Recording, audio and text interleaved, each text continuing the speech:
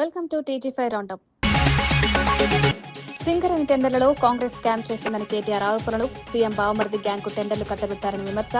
Site visit certificate పేరుతో భారీ అవినీతి జరిగిందని ఆరోపణ. సింగరేణి లోటీపై స్వతంత్ర విచారణ కోరిన కేటీఆర్. బొగ్గు కుంభకోణంపై సిట్టింగ్ జడ్జితో విచారణ డిమాండ్. అవినీతిని కప్పిపుచ్చేందుకే సిట్ నోటీసులంటూ సవిత. రాజకీయ కక్షతో బీఆర్ఎస్ నేతలపై దాడులన్న ఆరోపణ. నిజాయితీ ఉంటే న్యాయ విచారణకు ఒప్పుకోవాలన్న సవిత. ఫోన్ ట్యాపింగ్ డ్రామాలు ఆడుతున్నారన్న బీర్ల అల్లయ్య. 10 ఏళ్ల పాలనలో ఫోన్లు ట్యాప్ చేశారన్న ఘాటు వ్యాఖ్యలు. మున్సిపల్ ఎన్నికల ముందు నాటకాలంటున్న ఐలయ్య. సీఎంపై దూషణలు సహించమని హెచ్చరిక.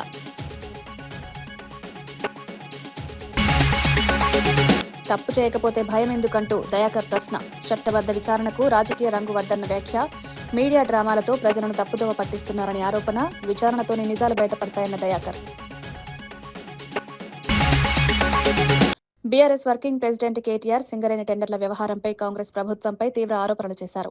కాంగ్రెస్ ప్రభుత్వం అధికారంలోకి వచ్చిన తర్వాత సీఎం రేవంత్ రెడ్డి బావమరిది సృజన్ రెడ్డి గ్యాంగ్ ఏకంగా 7 సింగరేణి టెండర్లు దక్కించుకుందని విమర్శించారు. సైట్ విజిట్ సర్టిఫికెట్ అనే అడ్డమైన విధానాన్ని ప్రవేశపెట్టి టెండర్లను కావాల్సిన వారికి కట్టబెట్టారని అన్నారు. గతంలో నష్టాల్లో నిలిచిన టెండర్లు ఈ విధానం అమల్లోకి వచ్చిన తర్వాత లాభాల్లోకి మారాయని వివరించారు. ఇది పూర్తిగా అవినీతి మోడల్ అని ఆరోపించారు. సింగరేణి సంస్థను లూటీ చేసేందుకు కాంగ్రెస్ ప్రభుత్వం స్కెచ్ వేసిందని మండిపడ్డారు. ఈ వ్యవహారంపై సమగ్ర విచారణ జరిపించాలని డిమాండ్ చేశారు. ఆడికెళ్ళి మొదలైంది కథ. ఎప్పుడు 24 జూన్కి వెళ్ళి మొదలైంది. ఫస్ట్ టెండర్ ఎప్పుడు స్టార్ట్ అయిందంటే విక్రమ్ రెడ్డి అన్నట్టు ఆయన కాంట్రాక్టరు, తర్వాత సృజన్ రెడ్డి, దీక్షిత్ రావు, జి వెంకటేశ్వర్ రెడ్డి, తర్వాత సిహెచ్ సుశాంత్, సుధీర్ హీరాలాల్ ధోలు, వీళ్ళందరూ కలిసి రింగ్ అయ్యి మొత్తానికి ఇప్పటికీ 7 టెండర్లు అన్నీ కూడా ఎక్సెస్ బేసిస్లో ఇదే సైట్ విజిట్ సర్టిఫికేషన్ అనే అడ్డమైన నిబంధన పట్టుకొని, అంటే కాంట్రాక్టర్ సైట్కు రావాలి, వస్తేనే సింగరేణి సర్టిఫికేట్ ఇస్తుంది. తప్పన కాంట్రాక్టర్ నేను బిడ్ వేస్తా అంటే సర్టిఫికేట్ ఇయ్యదు. సృజన్ రెడ్డి ఫోన్కు ఆయన బెదిరింపులకు లొంగకపోతే వినకుండా ఎక్సెస్ ఇప్పటికీ గతంలో -10, -22లో పోయిన టెండర్లు ఇవాళ డైరెక్ట్గా సృజన్ రెడ్డి కంపెనీకి 207 కోట్ల కాంట్రాక్టు +12%కి వచ్చింది. శోధా కన్స్ట్రక్షన్స్ అనే కంపెనీ సృజన్ రెడ్డిది, అలా భార్య పేరు ఉంటుంది అందులో. ఇది వాస్తవమా కాదా దయచేసి మీరు తెలుసుకోండి. కాపీ కూడా మీ అందరికీ ఇస్తాను, మీరు కూడా తెలుసుకోవచ్చు.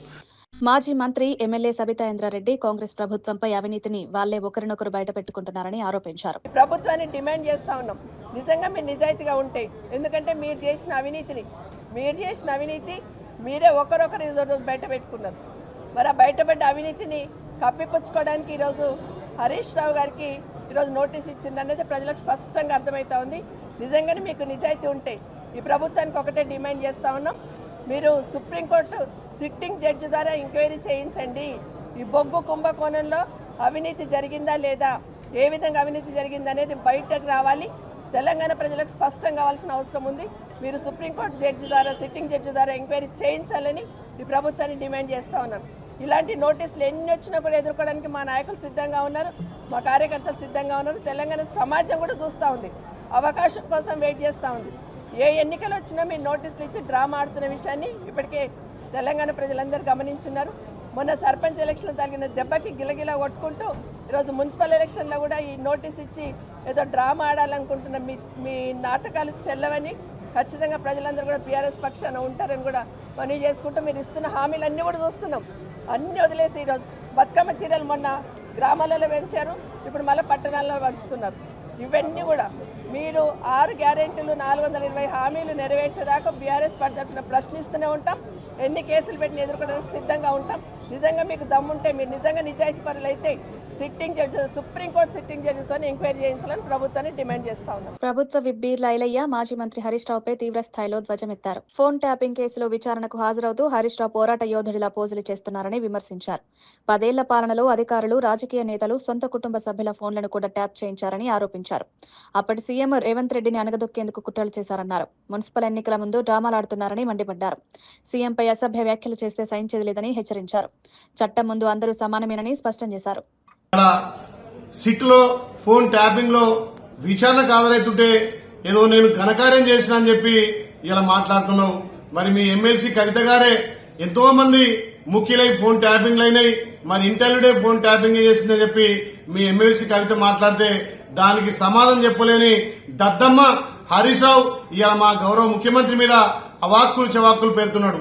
మీ 10 ఏళ్ల పాలనలో మీ స్కాములు, మీ కాళేశ్వరం దోపిడీ, మీ మిషన్ భగీరథ దోపిడీ ఎక్కడ చూసినా 10 సంవత్సరాలు తెలంగాణను దోపిడీ చేసి ఉద్యమకారుల మీద, ఇలా పోరాటం చేసిన వాళ్ళ మీద, ప్రశ్నించే వాళ్ళ మీద, అప్పుడున్నటువంటి పిసిసి హోదాలో మా గౌరవ ముఖ్యమంత్రి రేవంత్ రెడ్డి గారి మీద ఎన్నో కేసులు పెట్టి ఇలా అనగదొక్కాలని చూసిర్రు.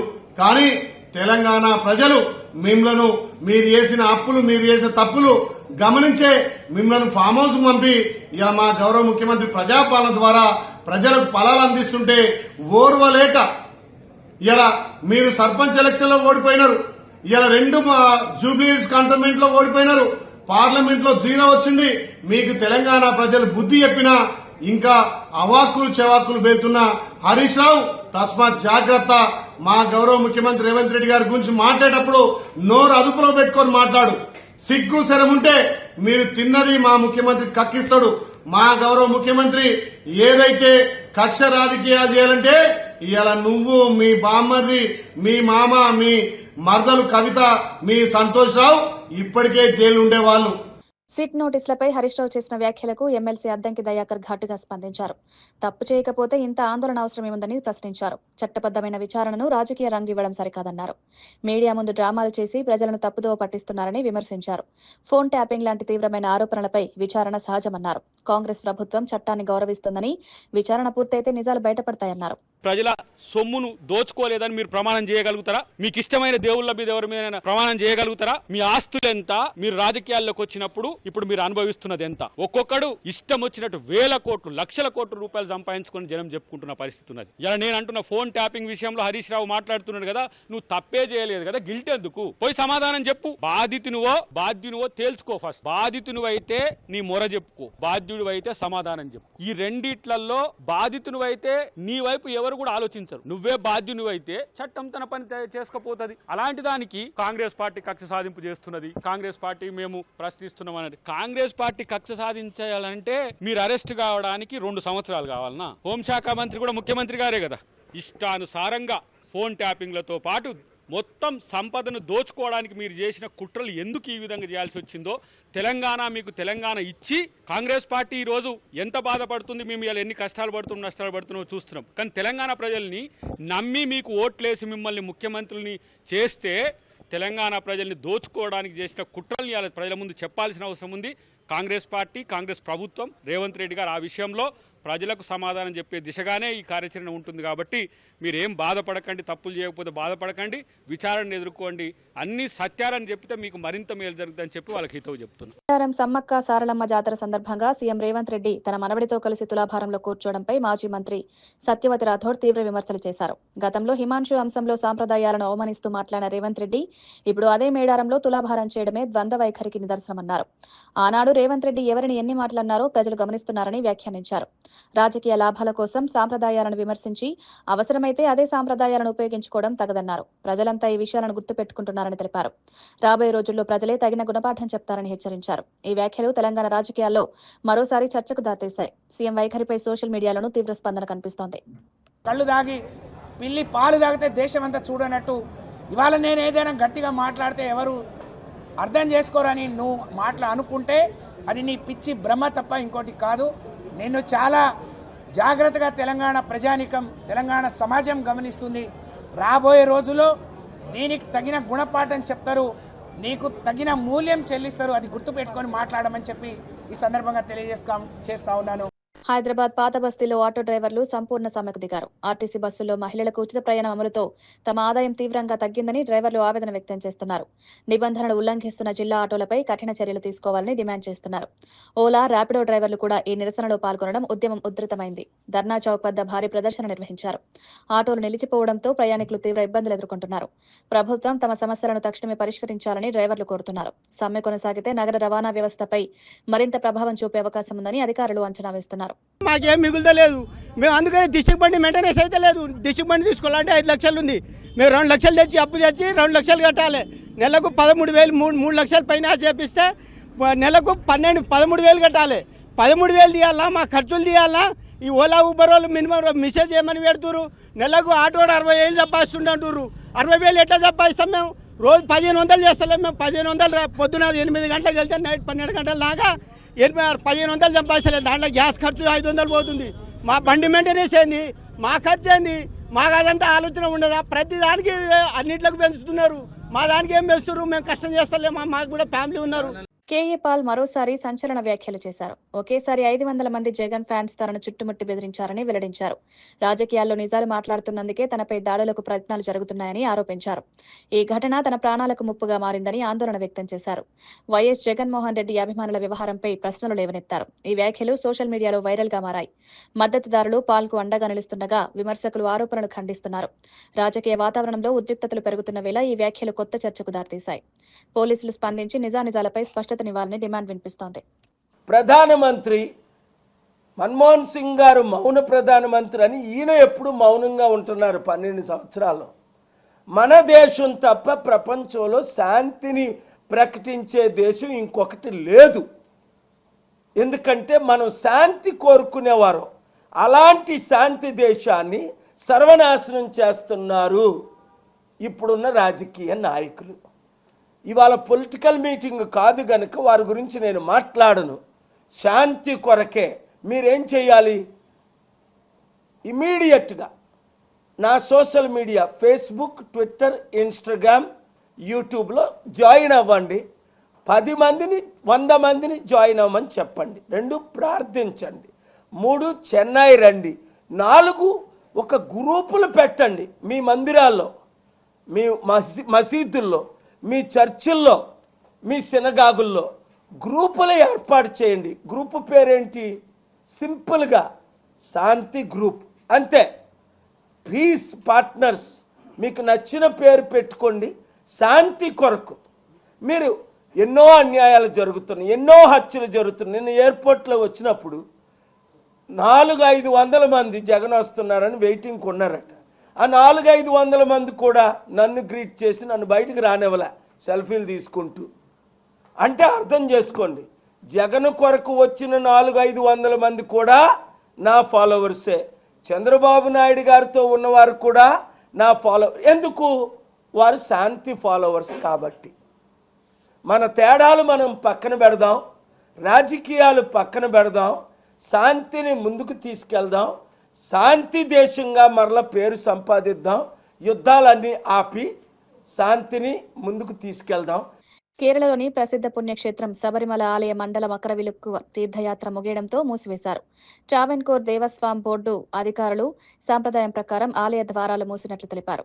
పందలం రాజప్రతినిధి పునర్ధం నల్ నారాయణ వర్మ దర్శనమనంతరం ఉదయం 6:45కు గర్భగుడి తలుపులు మూసివేశారు. అంతకుముందు గణపతి హోమం శాస్త్రోక్తంగా నిర్వహించారు.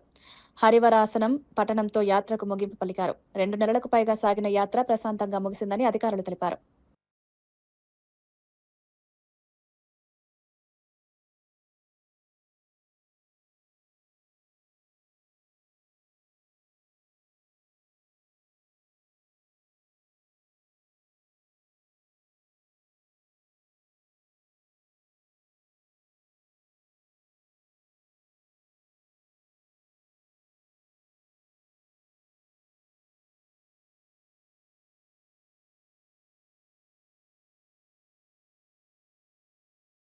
నిర్మల్ జిల్లా భైన్సాలో ఘోర రోడ్డు ప్రమాదం జరిగింది. సత్పూర్ బ్రిడ్జి వద్ద కంటైనర్ లారీని కారు వెనుక నుంచి బలంగా ఢీకొట్టింది.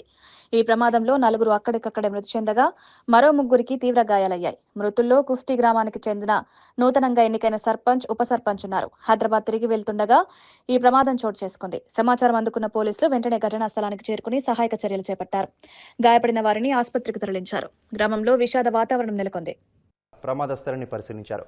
ఎలాంటి జాగ్రత్తలు పాటించకుండా వెళ్తున్న కంటైనర్ వల్లే ప్రమాదం జరిగిందని ఎస్పీ వెల్లడించారు. సారీ కూడా ఈ డిఫెన్సివ్ డ్రైవింగ్ అనే దాని మీద చెప్తూ ఉన్నాము. డిఫెన్సివ్ డ్రైవింగ్ అంటే ఏంటంటే మనం కరెక్ట్ వెళ్ళినా కూడా అవతల వాళ్ళు సరిగా డ్రైవ్ చేయకపోయినా, ప్రాపర్ ప్రికాషన్స్ తీసుకోకపోయినా దానికి కూడా మనం యాక్సిడెంట్ గురి అవ్వడం జరుగుతుంది. కాబట్టి నేను అందరికీ విజ్ఞప్తి చేసేది ఏంటంటే మీ ప్రాణాలు కాపాడుకోండి. Arrive alive to your home. BJP ప్రస్థానంలో సరికొత్త అధ్యాయం ప్రారంభమైంది. పార్టీ చరిత్రలోనే అత్యంత పిన్న వయస్కుడైన నితిన్ నబీన్ బీజేపీ పగ్గాలు చేపట్టారు. ప్రపంచంలోనే అతిపెద్ద రాజకీయ పార్టీగా గుర్తింపు పొందిన బీజేపీకి నాయకత్వం వహించడం గర్వకారణమని నేతలు పేర్కొన్నారు. ఈ సందర్భంగా నరేంద్ర మోదీ సహా పలువురు సీనియర్ నేతలు నబీన్ కు శుభాకాంక్షలు తెలిపారు. యువతకు ప్రాధాన్యమిస్తూ పార్టీని మరింత బలోపేతం చేస్తారని ఆశాభావం వ్యక్తమైంది. సంస్థాగత బలోపేతం, ఎన్నికల వ్యూహాలపై నబీన్ కీలక నిర్ణయాలు తీసుకునే అవకాశం ఉందని విశ్లేషకులు భావిస్తున్నారు. బీజేపీ భవిష్యత్తు దిశపై ఈ నియామకం ప్రభావం చూపనుంది. निर्माण की भी है। भाजपा एक ऐसी पार्टी है जहां लोगों को लगता होगा कि नरेंद्र मोदी देश के प्रधानमंत्री है, तीसरी बार प्रधानमंत्री बने, 50 साल की छोटी आयु में मुख्यमंत्री बन गए, 25 साल से लगातार हेड ऑफ द गवर्नमेंट रहे हैं।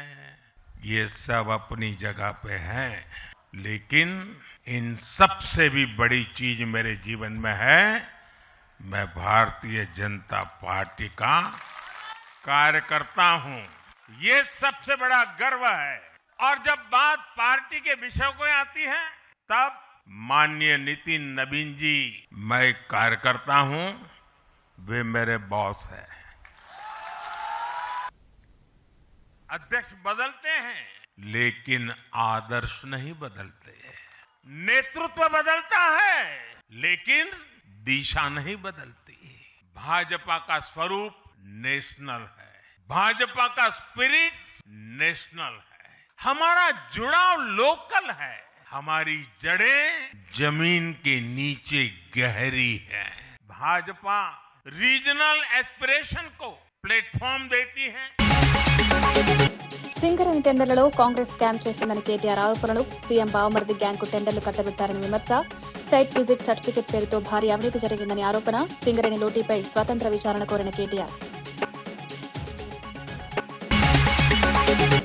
బొగ్గు కుంభకోణంపై సిట్టింగ్ జడ్జితో విచారణ డిమాండ్. అవినీతిని కప్పిపుచ్చేందుకే సిట్ నోటీసులంటూ సవిత. రాజకీయ కక్షతో బీఆర్ఎస్ నేతలపై దాడులన్న ఆరోపణ. నిజాయితీ ఉంటే న్యాయ విచారణకు ఒప్పుకోవాలన్న సవిత.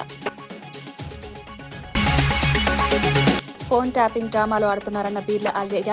10 ఏళ్ల పాలనలో ఫోన్లు ట్యాప్ చేశారన్న ఘాటు వ్యాఖ్యలు. మున్సిపల్ ఎన్నికల ముందు నాటకాలంటున్న ఐలయ్య. సీఎంపై దూషణలు సహించమని హెచ్చరిక.